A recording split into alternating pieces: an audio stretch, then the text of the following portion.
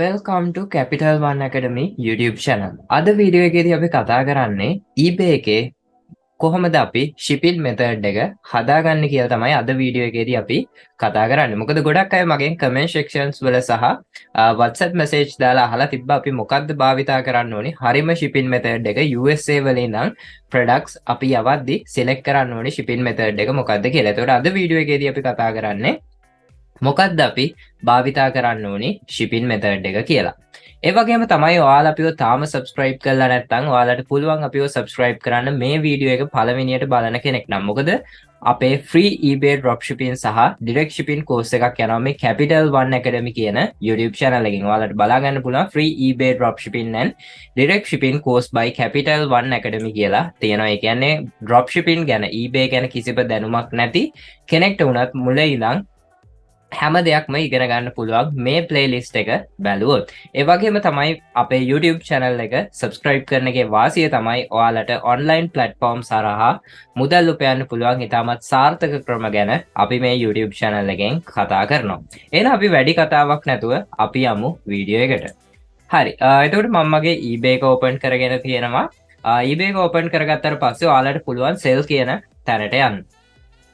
sell කියන තැනට ගියාට පස්සේ ඔයාගේ දැනට draft වල product එකක් තියෙනවා නම් ඔයාට මෙතනින් ඒක select කරගන්න පුළුවන්. නැත්නම් අපි listing එකක් දාන්න යන විදිහට අපි මෙතනදී list an item කියන එකට ගිහිල්ලා අපි ඒක හදාගන්න ඕනි. දැනට මම මෙතනදී draft එකේ තියෙන එකක් ගන්නම්.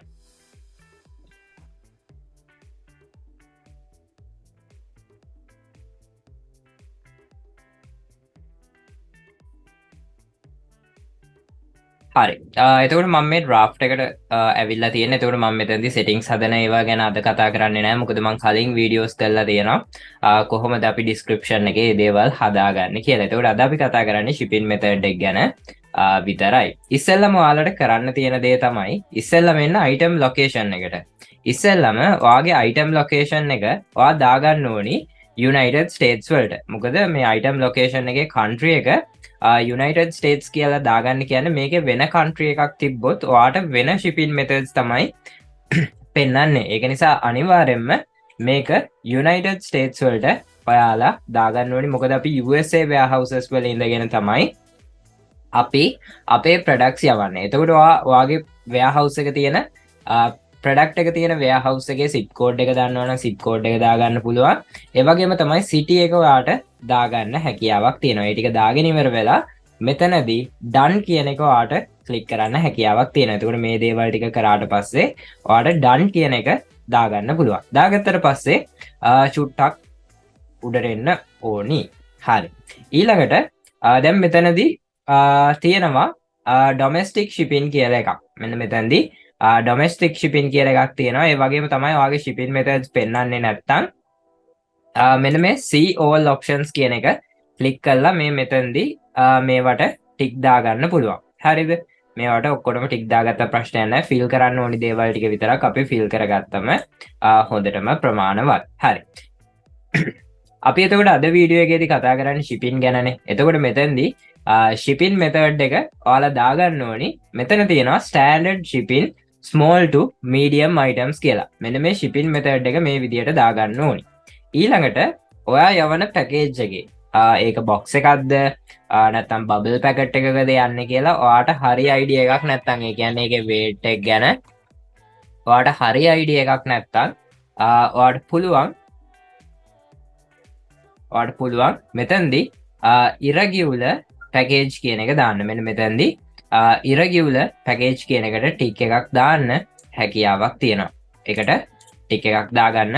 ඊළඟට මොකද්ද මේ domestic shipping කියන්නේ? domestic shipping කියන්නේ ඔයා USA වල ඇතුලේ ship කරද්දී අපි ඒකට කියනවා domestic shipping කියලා. එතකොට දැන් international shipping කියන්නේ ඔයා USA වල ඉඳන් එළියට, ඒ කියන්නේ වෙන රටකට ඔයා product එකක් යවනවා නම් ඔයා international shipping වලින් තමයි යවන්න ඕනේ. එතකොට දැන් අපි AliExpress එක වගේ ගත්තොත් අපිට සාමාන්‍යයෙන් ගොඩක්ම විදියට international shipping කරන services දෙන sellers ලව අපිට හොයාගන්න හැකියාවක් ලැබෙන්නේ නැහැ. එතකොට එයාලගේ USA warehouses වල ඉඳන් එයාලා USA ඇතුළත තියෙන cities වලට තමයි එයාලගේ products යවන්නේ. එතකොට අපි ඒකට domestic shipping කියන එක තමයි භාවිතා කරන්න ඕනි. එතකොට මෙතැන්දි සිලෙක්ට් කරලම එනවා USPS ෆස් ක්ලාස් කියලා එකක්. ඒක මේක ඔටෝම සිලෙක්ට් වෙලා එනවා. මේක තමයි අපි නෝමලි eBay එකේදී භාවිතා ගැන අපිට රෙකමෙන්ඩඩ් එකක් විදිහට මේක තමයි අපිට ඔටෝ ක්ලික් වෙලා එන්නේ. ඒක ඔයාට අවශ්‍ය නැත්නම් ඔයාට පුළුවන් ඩිලීට් සර්විස් කියන එක දෙන්න පුළුවන්. හරිද? ඊළඟට මෙන්න මේ ඩොමෙස්ටික් සර්විසස් වලට ගියාට පස්සේ මෙතන තියෙනවා ඇඩ් සර්විසස් කියලා. ඇඩ් සර්විසස් වලට ගියාට පස්සේ ඔයාට බලා ගන්න පුළුවන් අපිට යවන්න පුළුවන් shipping methods ටික බලා ගන්න පුළුවන්. economy shipping තියෙනවා, standard services තියෙනවා, ඒ වගේම තමයි expedite services තියෙනවා. එහෙම පාලට one day services තියෙනවා. ඒ වගේ ඔක්කොම ටික ඔයාලට බලා ගන්න පුළුවන්. දැන් මෙතනදී අපි සාමාන්‍යයෙන් ප්‍රොඩක්ට් එකක් USA වල ඉඳන් USA අවට, ඒ කියන්නේ ඇතුළත අපි යවන්නේ 2 to 8 business days. දැන් සාමාන්‍යයෙන් අපි Walmart කියන platform එකෙන් drop shipping කරනවා කියන්නකෝ. එතකොට සාමාන්‍යයෙන් අපිට අපේ ප්‍රොඩක්ට් එකක් යවන්න පුළුවන් අපේ බයර්ට දවස් 2ක් ඇතුළත, නැත්නම් දවස් 3ක් ඇතුළත. එතකොට ඔයාලට පුළුවන් මෙතනදී මේ 2 to 8 business days කියන එක සිලෙක්ට් කරන්න පුළුවන් economy services වලින්. නැත්නම් මෙතනදී recommended service එකක් තියෙනවා standard services වල. අනිවාර්යයෙන්ම අපි මෙතනදී සිලෙක්ට් කරද්දී economy service එකකුයි standard service එකකුයි අනිවාර්යයෙන්ම සිලෙක්ට් කරන්න ඕනි. හරි. එතකොට මෙතනදී ඔයාලට පුළුවන් මෙතනදී USPS parcel select ground කියන එක දෙන්න පුළුවන්. ඒ වගේම තමයි economy services වලින් ඔයාට මේක සිලෙක්ට් කරන්න හැකියාවක් තියෙනවා. retail ground එක සාමාන්‍යයෙන් අපි recommended service එකක් විදිහට අපි ගන්නෙ USPS parcel select ground කියන එක තමයි අපි ගන්නෙ. එතකොට ඔයාලට ඒ shipping method එක භාවිතා කරන්න පුළුවන්. මේක තමයි ගොඩක්ම ගැලපෙන්නේ අපිට United States ඇතුළතදී අපිට ප්‍රොඩක්ට් එකක් යවන්න අපිට ගැලපෙනම සර්විස් එක මේක තමයි වෙන්නේ. එතකොට ඔයාලට පුළුවන් මේ සර්විස් එක සිලෙක්ට් කරගන්න හැකියාවක් තියෙනවා. ඔයාලට ඕන නම් මේ ස්ටෑන්ඩඩ් සර්විසස් වලින් රෙකමෙන්ඩඩ් එකකුත් තියෙනවා. මේකට ටික් එකක් දාගත්තට ප්‍රශ්නයක් වෙන්නේ නැහැ. අනිවාර්යයෙන්ම මේ 2 to 8 business days කියන එක අනිවාර්යෙන් දාන්න.